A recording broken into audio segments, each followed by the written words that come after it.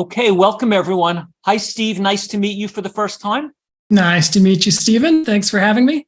Yes, thank you. You gave a great lecture the other day, but this is the first time I've had a chance to meet you, so thank you for joining us. And is Dr. Pollock with us? I've called him. We're still trying to track him down, but at this time, no. Okay, so maybe there's some kind of mix-up, but I will start anyway with Steve discussing fasting, and when Dr. Pollock joins us, we can also incorporate PEMF. Okay, so why don't you just first take a minute just to tell us what you've been doing the last 15 years and about your book and just generally how you got to this point. Well, certainly, yeah. So I'm a freelance reporter, and mostly I write about politics. But this latest book, published last fall, about the history and science of fasting and my own experience with it, is quite a diversion from my usual sort of fare. And the way I got to it was through fasting myself. I had become interested in fasting about 15, 20 years ago, in part because of the impressive benefits to longevity that had been demonstrated by fasting in lab animals, but also because I was like a lot of people. I kind of ate a version of the standard American diet. I put on a little weight each year, and I wanted to fast in order to help get the weight off. But over time, as my experience with fasting deepened, I became more and more curious about the science and the history of it. And I'd written a kind of mildly important article about fasting for Harper's Magazine back about 10, 12 years ago. Played a small role in the kind of rebirth that we're seeing of fasting in the last several years. I had been approached then to expand that into a book, and I said, there's just not enough science to provide what I would feel would be a book-length treatment of fasting. It's very promising and it looks exciting, but I just don't think there's enough there. Over the last decade, the science has just blossomed in the most beautiful way. And so 2-3 years ago, I said, well, I think there's enough there now. And my own experience with it had grown, so I had more stories to tell about myself. And then the history of fasting had also just become very fascinating to me. So that's the genesis of this book. And it seems to be relatively well received. People appreciate hearing what I have researched and put out there. Okay, fantastic. So let's talk about fasting. There's a bunch of people watching this right now, and more or less, there's really virtually not a single one of us that is saying we'd like to stop eating. It's not. So it's really just a rational thing that the only question is, are the benefits significant enough for us to do it? So for a person that wants to get all the benefits, and I'll ask you about the benefits after. But first, just to discuss what we're actually talking about, there's a couple of different types of fasting. So if I stop eating, if I go to dinner at 6 o'clock and I stop eating at 6:45 and I don't eat the next day until 10:45, then I've gone 16 hours. And before we talk about the other types of fasting, are you saying, number one, yes, do this every day? Go 16 hours between dinner and the next day, or is someone else saying that? Well, the scientists and the doctors are certainly saying that. And I, as a reporter, am not giving medical advice and not telling any individual what they absolutely should do. But as a general rule, would we be better off fasting longer each night? Yes, that is what the science shows. And this is very, very cutting edge research that's really only been developed in the last 5 or 10 years, let's say.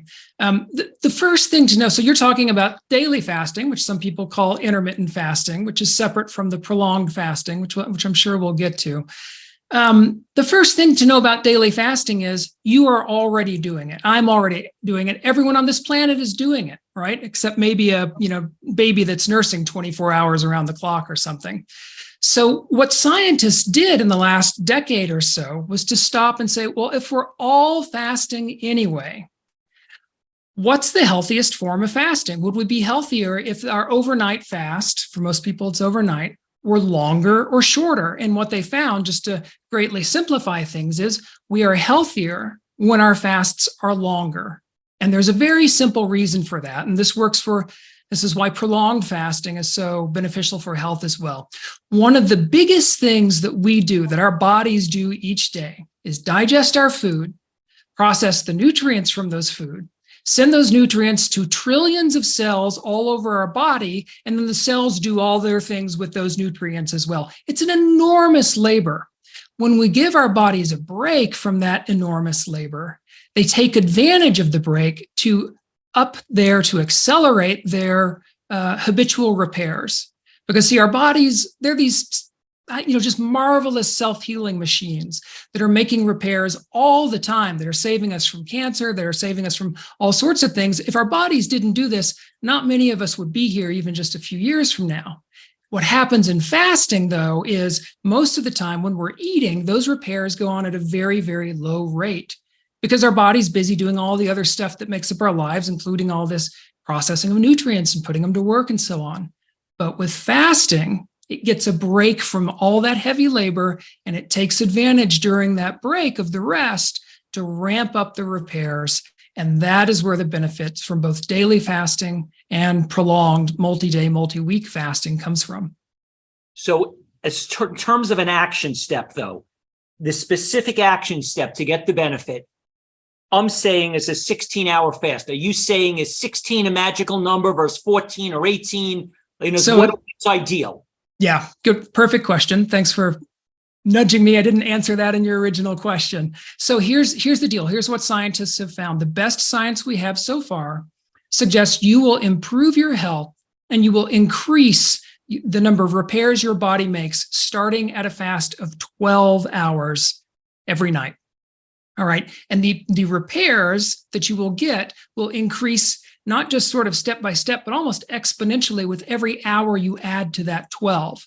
Mm-hmm. So you start getting healthier and healthier with 12-hour fasts, even more healthy at 13, 14, 15. So 16 is better than 12. It appears that 18 is better than 16.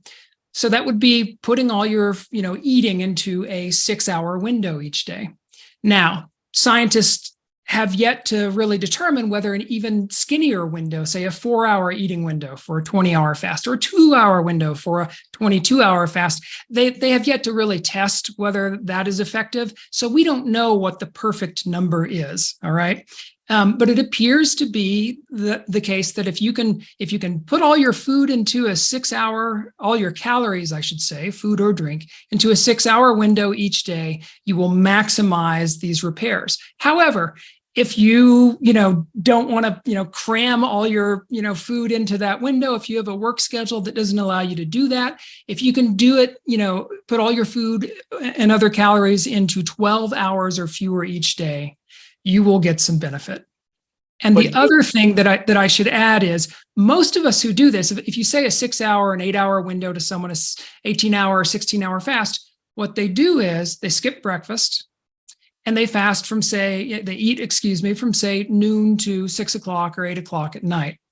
The other big discovery about this daily fasting that scientists have just very recently made is that it is actually not healthy to stack our calories later in the day. Our circadian rhythms have hardwired us to process calories most efficiently in the morning and in the early afternoon. So, and if you eat later at night, you interrupt some of these repair processes that I'm alluding to here. So the healthiest window so far that we can tell from the best science we've got is one that starts an hour or two after someone wakes up and finishes about 6 hours later. So maybe from 8 a.m. to 2 p.m. That sounds crazy to a lot of people I know. Believe me, I hated it when I heard it myself because I loved to eat late at night. I loved to skip breakfast. I loved to drink late at night. I mean, the whole 9 yards. But it actually turns out that even if you can't put all your calories in that 6-hour window, if you put the majority of your calories in that window, so you eat a larger breakfast, a larger lunch, and then just keep dinner on the early side and the lighter side, you can probably still get a lot of the benefits of a 6-hour early window, even if you're eating in 10 hours or 12 hours across the day, just by stacking more of your calories earlier in the day. So if I could do 11 a.m. and 5 p.m., that would be ideal. You're saying 10 a.m. and 4 p.m. would be even better, and 9 a.m. and 3 p.m. would be even more ideal. And the ultimate would be 8 a.m. and 2 p.m. being your last meal of the day.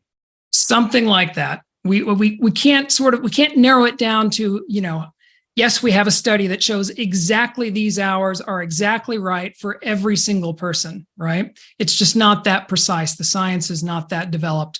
But we do have studies that show generally that what you're saying is accurate. The earlier your eating window, that 8 to 2 window, is better than an 11 to 5 window. And 18 hours is a little bit better than 16 hours, we believe? Correct. So you're saying that if a person wants to take an additional meaningful step for their health, if every day they narrowed their window of eating to 8 hours, ideally 6 hours, and that 6 hours, the end of it was earlier, ideally 5 p.m., 6 p.m., or better 5 p.m., or better 4 p.m., then this would be a significant step that they could take to benefit their health. That's what the research says. Exactly right. Okay, so assume we do this 365 days of the year. We're good. Now, what other additional fasting is ideal? Do we do a 3-day fast, a 7 to 20? How often? So what's next? Yeah, so it depends whether we're healthy or unhealthy. All right, so we should probably hop back a step and say that while when you eat is very important and too long, I believe, neglected, what you eat is still the primary thing. Right? You need to eat a diet of, I believe the healthiest diet is one of minimally processed plants. If you are eating that diet and you have no diagnosed disorders, you're not taking any medications, all is going well in your life, you probably do not need to do a lot of prolonged fasting. Prolonged fasting is especially good at, well, I should say first, daily fasting seems to be very good at preventing disease. Prolonged fasting, probably useful for that too, but where it really shines and just outshines the daily fasting is at reversing diseases. If you don't have rheumatoid arthritis or fibromyalgia or ulcerative colitis or high blood pressure or type 2 diabetes or one of any of the other many diseases that prolonged fasting is very useful at reversing, you may not need to do a prolonged fast very often. Now, let's pretend we're all healthy, we're all eating the diets, we don't have any, disorders. How often should we fast? The short answer is we do not have great research to tell us, so we have to rely on clinical reports from fasting doctors who run fasting clinics, like Dr. Alan Goldhammer, I know, who's appeared at this conference multiple times, who runs America's largest and oldest fasting center, the True North Health Center in Northern California. What he advises, and this is similar advice to advice that other clinics give, is, come do a prolonged fast of 7 days. If during those 7 days with us, you do not experience any symptoms that would indicate that you are going through some sort of healing crisis, which would in turn indicate that you have some underlying hidden condition that your body may be trying to heal. If it all goes smooth, you're not overly nauseated, you're not vomiting, you don't have killer fatigue, etc. After 7 days, you're done. Come back and see us again in a year or two. So short answer, that's the long answer. Short answer is probably about a week, using it semi-diagnostically to see how it goes every year or 2 years.